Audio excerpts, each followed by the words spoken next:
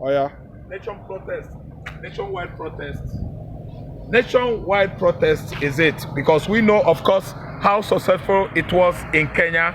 Kenya today has become a good country because of the action taken by the youth over there, and overall, people much concerned about what is going on in the government over there under William Ruto. William Ruto was, brought down to his two knees last week as the protest cloud was gathering and thickening more than ever. And you can see the lawmakers, the parliamentarians in Kenya, they are submitted to the request of the Kenyans. They were serious trying to address the issue of bad governance, bad leadership, bad government in Kenya. How Kenyans were subjected to hardship, excruciating one for how many years now under the same Ruto. Ruto was the man that brought down the government of Uhuru. Uhuru contested and he failed because the Kenyans were tired of Uhuru government, and today the Kenyans brought Uhuru down and the Ruto took over. The same Ruto rise up against Kenyans. The people that made good choice bringing William Ruto to power. 50 of them were shot by the police and soldier. Is that what we expected of African continent after the colonization of Africa? The British, the Belgians, the French, they were gone. They're gone today, but still at the back door, they are the one reaping Africans of our natural endowment, our natural resources today. They are ahead of us. Still, colonization is going on. They deceive us by telling us that we have granted independence. Are we independent? We are not independent. We are still dependent because at the back door, the British, the French, the Belgians, the German, the Portuguese, the Spanish, they are still in control of African continent. Kudos to Kenyan youth. And Nigerians, are we going to emulate Kenyans to do what Kenyans achieved, to achieve what they achieved last week? Kenyans brought the Kenyan lawmakers, they started having sessions, preliminary sessions in the bush, in the forest. Even their cafeterias were shifted into the forest.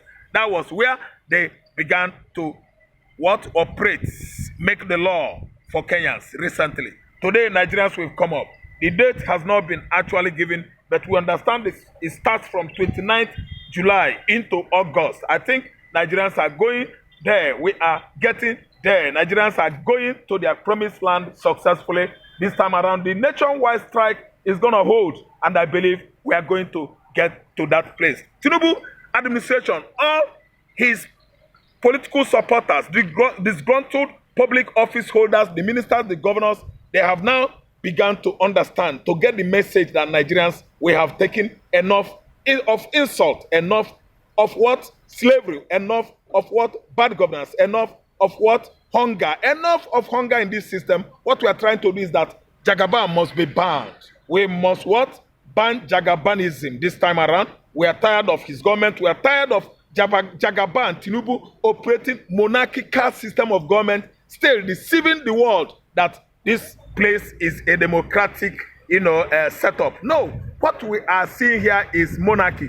Monarchy is a system of government given by God himself, because before you become a king, it must be hereditary. It must be inherited by your own family. This time around, Nigerians are witnessing a system of government whereby the ruler, not even the leader or the president, is what in charge, but a king, a monarch.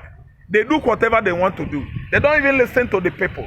They do whatever they want to do. They buy private jets while Nigerians are hungry. They buy SUV, $250,000 one, while Nigerians could not even afford school fees for their children. They supported Tinubu by buying yachts.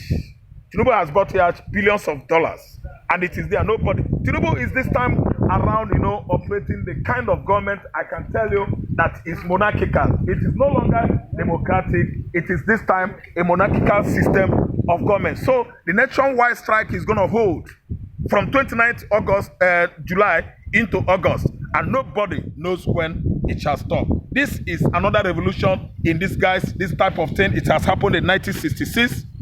Yes, this is what orchestrated the coup of 1963, led by Colonel Emmanuel Efajuna from Onitsha, Anambra State. All of a sudden, their Kintolas, their Wolowos, they began to fight themselves in the southwest. It was all political unrest everywhere in Ondo State, the former Ondo State, everywhere in Oyo State and Lagos here. Even the axis of Kwara is not left out. The Ogun State, everywhere, fight, quarrel between Akintola and Awolowo.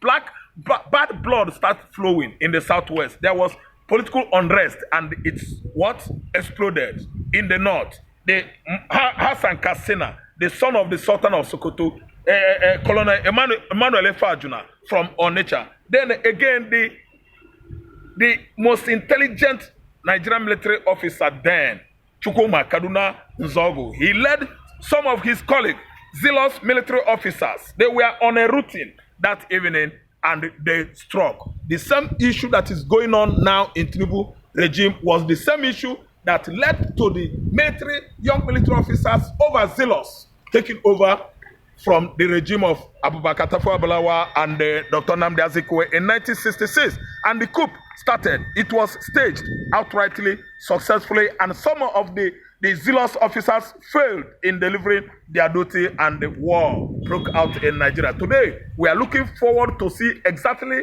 what happened in 1966. Nigerians are tired. Tinubu is there, ruling and exploiting. What?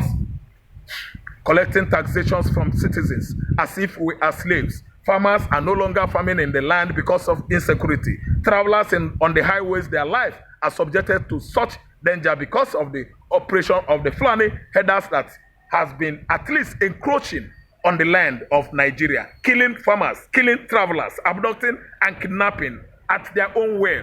This time around, Nigerian government are not taking care of us. All they know is they are what? Siphoning money, public fund into their private pockets. And today, we have come off this level to make sure that nationwide strike or protest is going to stop all these anomalies going on in Tinubu regime. I tell you, the nationwide strike, we don't know where it's taking us to.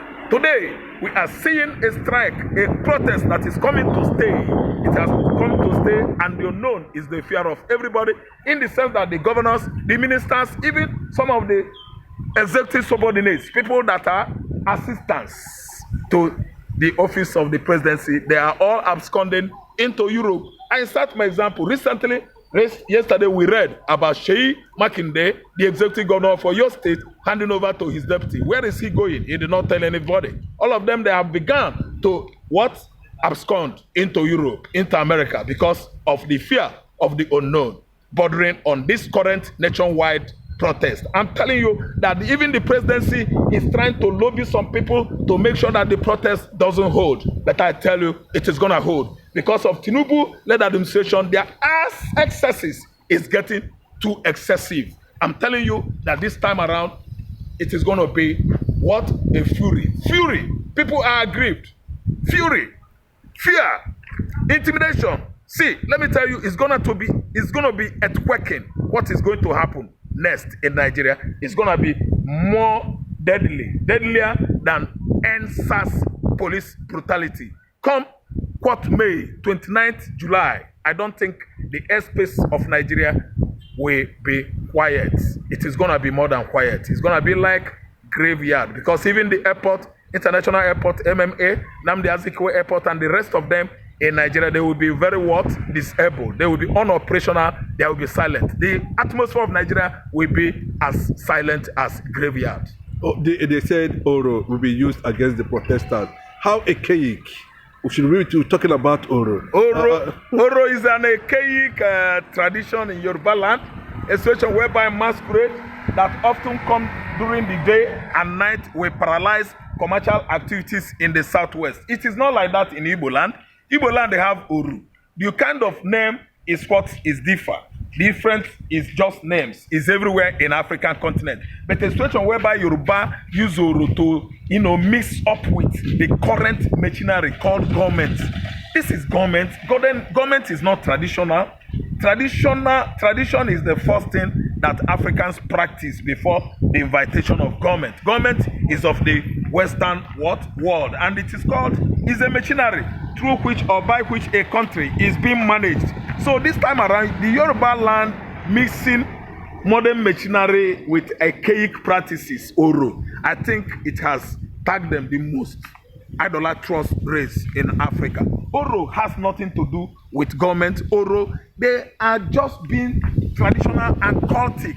Oro is a secret cult managed by man. The same Oro is man. Oro can never be spirit. Oro are human beings.